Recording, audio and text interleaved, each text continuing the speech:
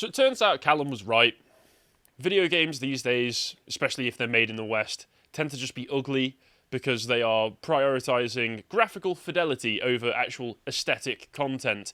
And on that basis, there is a debate going on right now as we speak, which is debating modernity. We all exist within modernity. Some would say post-modernity, but you can check that out on the website, premium content for all of our beloved subscribers. This is a symposium where Thomas came and debated Stelios on modernity, so check that out if you've got the subscription, which is only £5 per month. But on the basis of modernity, let's take a look at what's going on. I just love the way you said beloved subscribers, like it's a church. I do love them. I love every single one of you. Thank you very much. Okay. Carl's blessings be upon you. But what happened was that a new trailer came out for Fable. Did you ever play any of the Fable games? I've always wanted to, never got around to it. I think I've played the second one all the way to the end, or close enough to the end, and I played a bit of the third one, and it wasn't as good, but they were entertaining enough games. Silly, goofy British RPGs made by Peter Molyneux, a man who can never help but promise the world and deliver brunch. You know, he doesn't really give you everything that you're hoping for. But this new trailer came out, and it got some people a bit upset because of this, which we'll see in just a moment, which is this woman's face. Ugh.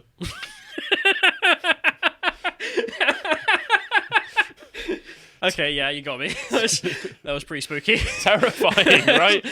Yeah. Richard Ayoade is in it, as you can see. Is he actually, or have they just stolen his look? No, he's actually in it. Okay, if you watch that's good. If you watch it, it's him delivering the dialogue. So and also they have Man-Jawed Lady, who's also Man-Jawed Lady, and everybody has been wondering, but why is she so ugly?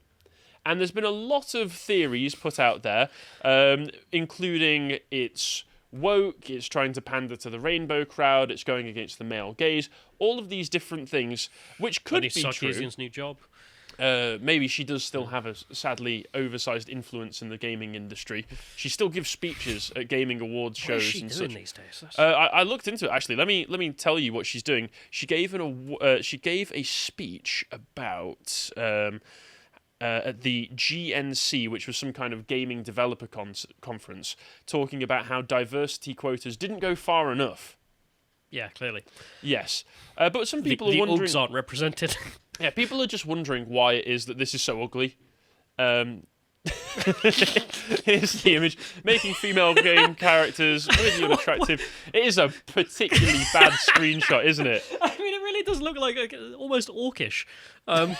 Yeah. And I do think that... I mean, some people are going to be, especially women who don't understand why women look good or look bad, are going to be looking at this going, you're being too mean. No. Because, I mean, there is something. One of the things I love about living in England and, Lord of the Rings existing, and look, it can't just be me, is my point. All right, okay. You walk around the village, and then you look at the women and the men in your life. Some of them, not all of them, but some of them, do happen to perfectly fit on to the Lord of the Rings images of goblins, ogres, dwarfs. I mean, there is. I mean, there's Have you been spending time in the north recently? In the south, in the Shires, true.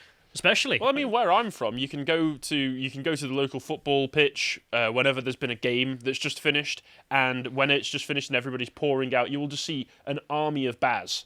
Sure, all leaving. I mean, you do see a lot of women just sometimes who you just think, I can see where Tolkien got it from. And so Tolkien was looking for inspiration. He just looked out the window. There we go. Yeah, that's all I'm saying. Yeah. Back to the orc. There might be some ideological content behind this, as we'll get to in a moment. People have also been pointing out this seems to be a trend where they are taking very attractive women as their facial models and making them hideously ugly. Yeah. In other games, like this one's from Horizon. I think it's the sequel to Zero Dawn. That's Aloy, or however you're supposed to pronounce her name. They took this pretty girl and turned her into a butch man. Yes. This seems to be happening more often. Some people are suggesting it might be because of women being in games development a bit more often, and they don't want to have beautiful women for the sake of men. Because I've seen it theorized. If we go to the next one as well. This is a scholar. This is a 4chan post that's been circulating the internet, where somebody at first suggests more women involved in creating video games. Women feel threatened by depictions of attractive women, therefore we get this. Whereas somebody actually underneath posted that actually, if you look at one of the main developers of the game, They're a beautiful trans woman. yes, there are a beautiful trans woman who might have served as the reference for this new character. I am neither here nor there, but if we go to the next one, we can see that the developers themselves, Playground Games, might have some ideological content, might add some things that people aren't looking forward to in the game. YouTube's new rules. I've got so many jokes for this. And I know, but we have to be careful. They also have made the Forza Horizon games, and it's important to note as well, from my idea of why this game might look... some of the faces might not look great, is that they are using the Forza engine for Fable. And Fable previously was a very cartoony aesthetic, whereas this is going for a much more... supercar. Yeah, supercar aesthetic, where you can see all of... it's obviously still going for a cartoony aesthetic in some elements, but it's certainly got more of a realistic sheen to it than the older games used to. It's the HD news effect, isn't it? Where it's like, oh, that anchor looks hot, and then it's in HD, and you go, oh, God. Oh, no, what's wrong with her face? Yeah. And if we go to the next one, people have been pointing out, actually... Sophie Narwitz said the appearance of the characters being ugly might just be a joke, because if you listen to Richard Ayoade's description of what Hero is supposed to look like, he goes, her disproportionately high cheekbones, and then she turns around and she's a bit grug-faced. She's got a bit of alt going on. I've been listening to Meshuggah, have you?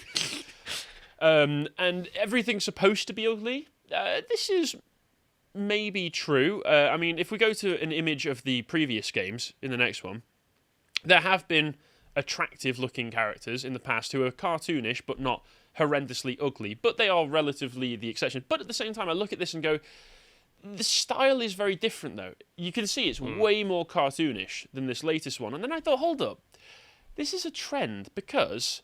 go to the next one. Ugly video game characters don't necessarily just have to be because of the appropriation. We don't want the male gaze, we don't want... attractive women in games so that we can teach the men a lesson, although I'm sure that is something to do with it. We also just have this trend of this realistic aesthetic where they're going for a particular style of graphics, and honestly, it just doesn't translate well to faces. Nah. The faces end up looking hideous because you have this weird level of realism that gets to the uncanny valley territory, and some games, like The Last of Us, which have ridiculous AAA budgets, are able to make the characters look very realistic. And then you end up with somebody like Abby, who very obviously was just supposed to look a bit grug-like. But a lot of these games were aiming for realism of a sort. I just didn't put in the work. Well, a lot of them will be AA games instead of AAA games. And the developers may not know how to use the engine properly, or they may not know how to just make characters look attractive, or they might not just have the time. And one of the best examples of this, have you heard of the Dark Pictures anthology series? No. It's a anthology series of horror games, which I've seen a few people do Let's Plays of on YouTube, because honestly they are hilariously badly made. And you can just see here the variation in quality of faces. You see that person in the middle? Do you know who that's supposed to be? No, it's not just some potato. Bland potato. Come to life. Yeah. That's supposed to be Ashley Tisdale, who, if you watched the Disney Channel when you were younger, was part of The Sweet Life of Zack and Cody. Let's see what she's supposed to look like in real life. She's not the most attractive woman, but she's certainly not completely potato-like. She is not what the hell we just saw. So I think that part of this might just be to do with the fact that developers are working with technology that they honestly can't really translate into attractive faces, or when they animate, because in the Richard Ayoade one, when we saw that at the beginning in the trailer, his face still animates kind of weirdly, to the point where if you were to pause it at particular moments, it would look really strange, like you do with lots of faces, but particularly strange, just because of the way it animates. And this is an explanation for a lot of things, because it goes to films as well, because Possum Reviews a while back put these great couple of tweets up where somebody was asking, all of these Disney films, why are they so ugly? Why are they so dark? And he just points out, well, it's because of the way that they're filmed, the technical limitations. They don't know what the backgrounds are supposed to be because of the fact that it's all just going to be CGI'd later. They don't know if the scene that they're filming right now is going to be set in the day, in the night, because it's all going to come down to the director's choice when he's in the editing suite with the CGI people. So they just light it as bland as possible, where all the shadows won't match with the eventual tone or time of day with the set, and then and to hide all of that, they just make it really dark. Yeah. It's just a clear technical failure. You've also got the Christopher Nolan problem, which is I believe him particularly, you may have heard about the audio problems, that people are watching his movies on Netflix and can't hear a damn word that anyone's saying. Yep, that's been a big problem with a lot of films. I remember, did you watch Skyfall, the James Bond film? No. That had a terrible issue where the music and sound effects just drowned out all dialogue, all the way through the film. So he was asked about this because his films are particularly the worst for this, where you're trying to listen. There's nothing that really should be drowning out, and you still can't hear anything that they're saying. And he said it was because they set it up for the cinema audio level, so the high tech equipment they're using to film it and then test it and then edit it and then in the cinema is what you should have. And of course, nobody has that. Oh, so I should just have this is like when Game of Thrones. Yeah, when I'm watching a movie on my phone, I don't have the stupid ass.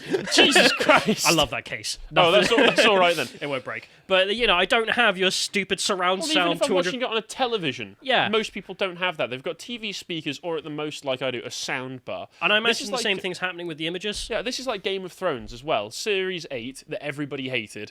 Did you watch it? Game of Thrones? Yeah. No.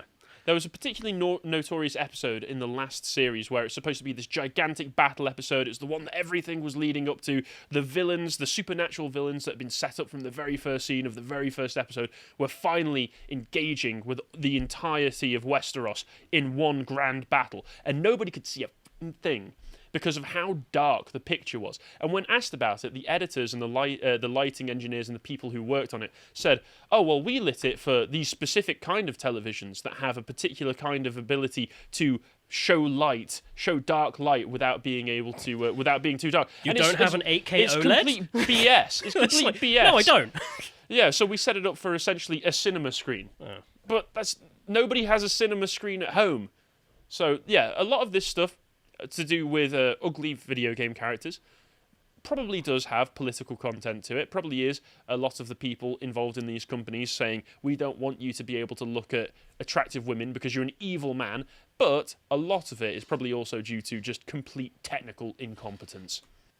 Thanks very much for watching this segment from the podcast Lotus Eaters. If you enjoyed that and want to find more, you can go to the website and subscribe for as little as £5 per month to get access to all of the premium videos that we have on offer, including mine and Connor's series Comics Corner, now up to episode 7, and the most recent one where we talked about Old Man Logan and the film adaptation Logan. If you want to keep up to date with what I'm doing, you can follow me on Twitter and Getter at Harry Lotus Eaters. Thank you and take care.